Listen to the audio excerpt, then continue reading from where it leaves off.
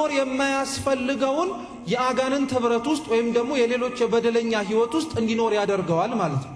ኃጢአት እንግዲህ ክፋቷን እኛ ራሳችን ላይ ባንዳያት ሌሎች ኃጢአት ሰርተው ዋጋ የከፈሉ ሰዎችን ግን ታሪክ ብዙ ቤተክርስቲያን ውስጥ ስንመላለስ ሰምተናል።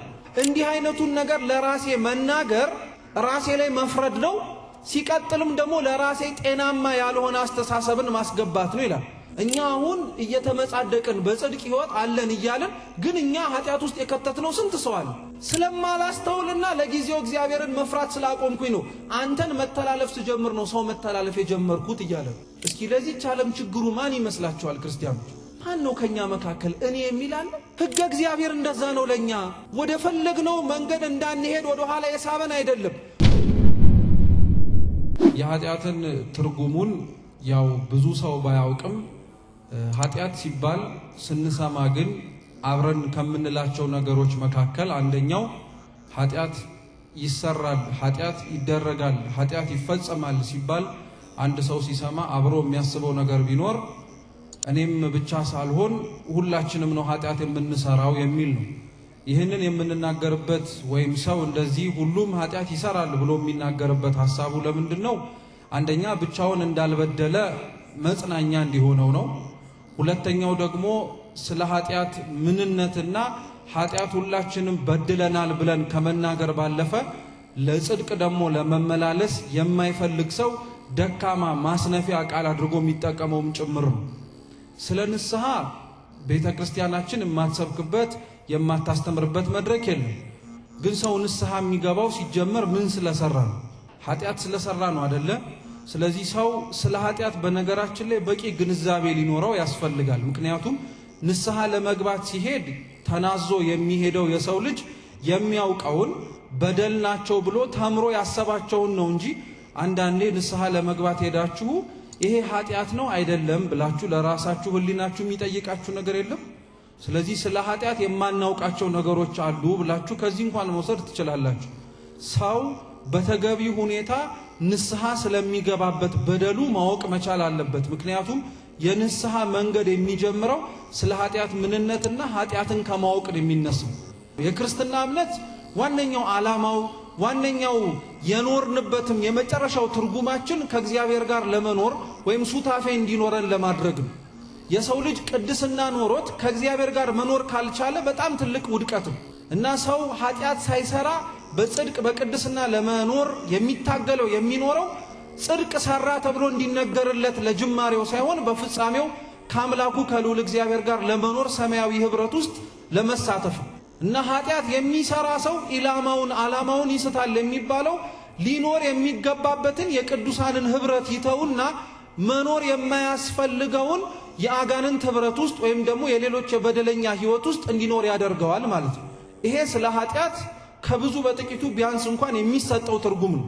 ይሄንን እንኳን ትርጉም ግን ሰው ባያውቅ እንዳልኳችሁ ቢያንስ ኃጢአት ምንድነው ወይም ስለ ኃጢአት ያለህ አመለካከት ምንድነው ተብሎ ቢጠየቅ ሰው አይ ኃጢአትማ ሁሉም ሰው የሚሰራው ነገር ነው፣ መቼም እኔ ብቻ አልበደልኩም፣ እኔ ብቻ ክፉ አላደረኩም ይላል።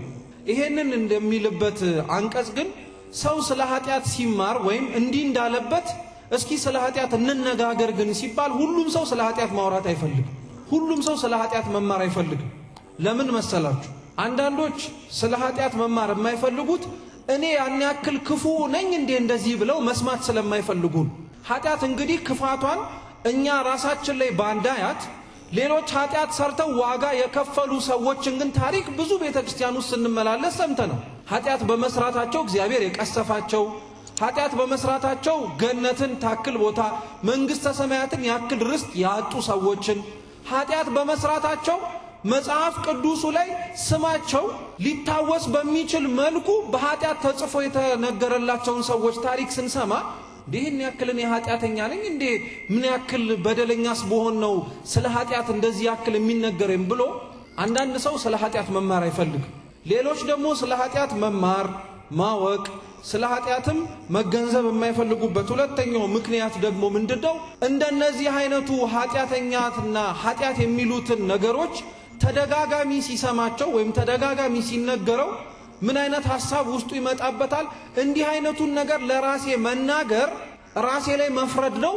ሲቀጥልም ደግሞ ለራሴ ጤናማ ያልሆነ አስተሳሰብን ማስገባት ነው ይላል።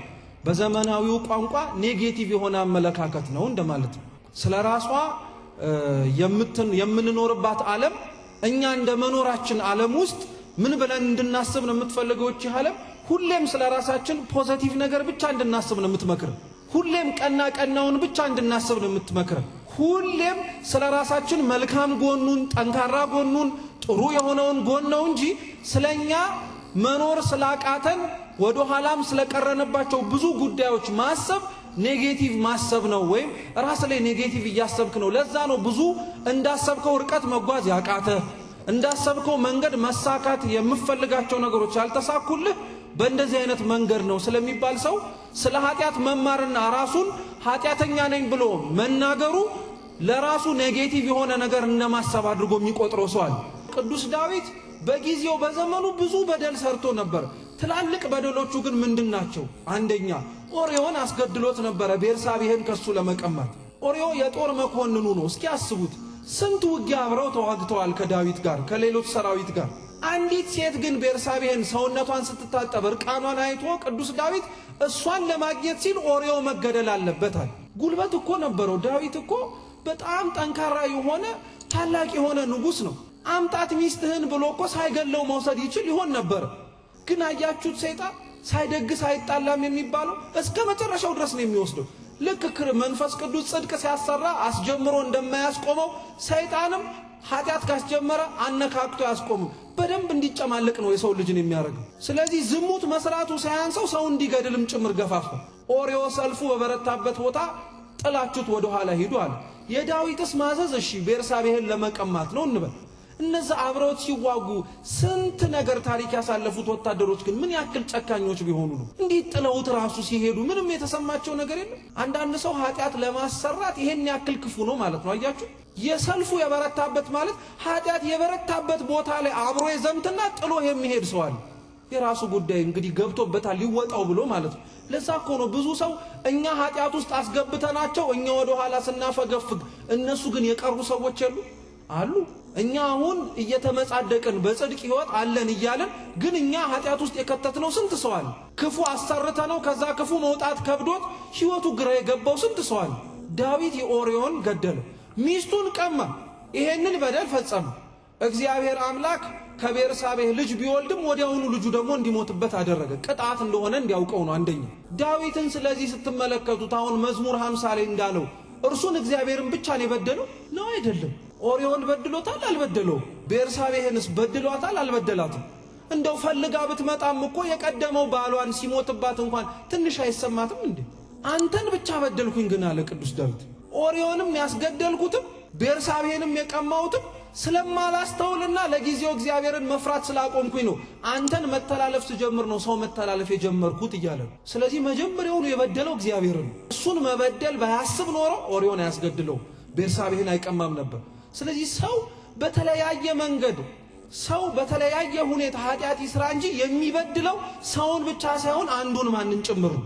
እግዚአብሔርን ነው። እንዳትረሱት ይህን ክርስቲያኖች። ለዚህ ዓለም በደንብ አድርገን ጠንቅቀን መረዳት ያለብን ነገር ይሄ ነው። ብዙ ጥፋቶቻችን ብዙ ዋጋ አስከፍለውናል ኃጢአት መስራታችን። ለዛ ነው አንድ ጸሐፊ ምን ብሎ ተናገረ ይባላል መሰላችሁ? ቃለ መጠይቅ ሲደረግለት ለዚህች ዓለም ችግሯ ማናት ተብሎ ተጠየቀ። እስኪ ለዚህች ዓለም ችግሩ ማን ይመስላችኋል ክርስቲያኖች? ማን ነው ከኛ መካከል እኔ የሚል አለ? አንድም እኮ እኛ ታውቃላችሁ ጣት ነው የምንጠቁመው። ወደ ላይም እንጠቁማለን፣ ወደ ቀኝም ወደ ግራም እንጠቁማለን። ያ የጠቆምነውን ጣት ወደ ራሳችን አዙረን በኔ ነው አንልም። ግን ዮናስ የሰበካት ቤተክርስቲያን ውስጥ የምንሰበሰብ ክርስቲያኖች ነን። ለምን ይመስላችኋል ዓለም የእግዚአብሔርን ሕግ ለማፍረስ በጣም የምትጠነክረው? ኃጢአተኞችም የእግዚአብሔርን ሕግ በማፍረሳቸው ምክንያት ያላቸውን ነፃነት እየተመለከተ በጣም ብዙ ሰው እኔ እኮ ከሄድኩ ከምሮጥበት ወደ ኋላ የቀረሁት በጣም እንደነገሌ ሀብታም ባለጸጋ መሆን እየቻልኩኝ መሆን ያልቻልኩት ኃጢአት አልሰራም ብዬ ስሞኝ ነው ያለ ሰው የለም? አለን። በደንብ ነው ያለን። ተሞኝቼ ነው እንጂ እኮ ዝም ብዬ ትንሽ ሰረቅ አርጌ የሆነ ነገር ባረግ ኖሮ ከዛ በኋላ ዝም ብዬ ደግሞ ንስሐ እየገባው ብኖር እግዚአብሔር እኮ ያውቀዋል እያልን ስንቶቻችን ተሞኝተን ወደ ኋላ የቀረነው በዚህች ምድር ላይ እግዚአብሔርን ስለታዘዝን የመሰለ። በጣም እኮ ነው የምናሳዝነው። ይሄ ዓለምና ይሄ ትውልድማ እንዴት አድርጎ እኮ ችግር ውስጥ እንደገባን ለእግዚአብሔር መገዛት ወደ ኋላ የሚያስቀር ራሳችንን ከእግዚአብሔር ሕግ ነፃ አድርገን መኖር ደግሞ ወደ ፈለግነው ደረጃ እንድንሄድ የሚያደርገን የሚመስለን ሰዎች ሆነን በጣም አስተሳሰባችን በዛ ቅርጽ እየተስተካከለ ነው። መጠንቀቅ አለብን። ሰው ለሕግ እግዚአብሔር ተገዢ ሆኖ እግዚአብሔርም በሕጉ እንዲያስረን የፈለግነው የምንፈልግበት ቦታ ሮጠን እንዳንደርስ ወደ ኋላ እንዲስበን አይደለም። እኛ ሮጠን የምንደርስባቸው ቦታዎች ክፉ ይሁኑ ደግ ይሁኑ አናውቀው፣ ሰንሰለቱን የያዘው ጌታ ወደ ኋላ ይሳበን እንጂ። እናንተ ቤቶቻችሁ ያለ ውሾቻችሁን አንገታቸው ላይ ገመድ አስራችሁላቸው ስትሄዱ ውሾቹ እያሸተቱ ከመሄድ ባለፈ የሆነ ነገር ሲፈልጉ ሮጠው ለመናከስ ሲሮጡ የማያዋጣቸው መሆኑን ስታውቁ ሰንሰለቱን ምን ታረጉታላችሁ? ጉድጓድ ሊገባ ቢል ወደ ኋላ እንስበው። ሕግ እግዚአብሔር እንደዛ ነው። ለኛ ወደ ፈለግነው መንገድ እንዳንሄድ ወደ ኋላ የሳበን አይደለም። ወደሚጎዱን መንገዶች እንዳንሄድ ግን የጠበቀን ነበረ ሕጉ።